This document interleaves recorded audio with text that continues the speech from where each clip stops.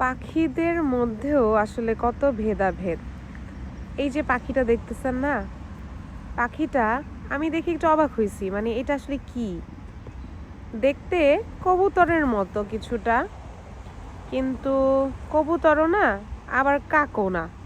মানে কাক হইলে পুরো কালো হওয়ার কথা, আর কবুতর পায়রা হইলে কিছুটা সাদা কিংবা নীল নীল অ্যাশ কালার হওয়ার কথা।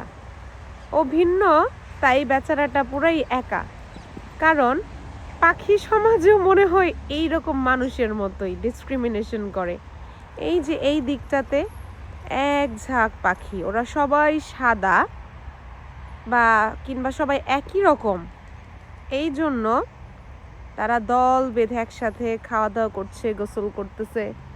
আবার ওই দিকে কাক আছে, এই যে কাক মহাশয় একজন, ওই যে কাক মহাশয় একজন, এরকম আর কাকের ঝাঁক আছে এইদিকে, এই দিকটাতেও এই যে বেশ কিছু কাক আছে।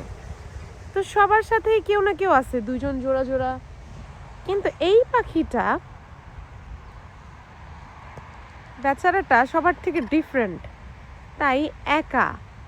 ওর মতো দেখতে এখানে আসলে আর কোনো কিছুই নাই। তাই চিন্তা করলাম, মানুষ যেরকম দুষ্ট, মানুষ যেমন ভেদাভেদ করে, পাখিদের মধ্যে মনে হয় এটা আছে। কারণ কোনো দলই ওকে আসলে একসেপ্ট করতেছে না। বেচারাটা অনেকক্ষণ ধরে একা একা একা একা ঘুরেই যাইতেছে। আর এই জন্যই ও আমার চোখে পড়লো, আমার খুব খারাপ লাগলো। কিন্তু ভালো করে লক্ষ্য করলে দেখেন, ও কিন্তু অনেক সুন্দর, কাকের থেকে তো অনেক বেশি সুন্দর।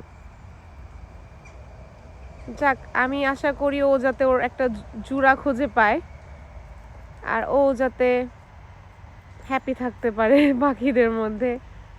কারণ দিন শেষে আসলে কেউ একা থাকতে পারে না, সেটা পাখি হোক আর যেই হোক। ধন্যবাদ সবাইকে।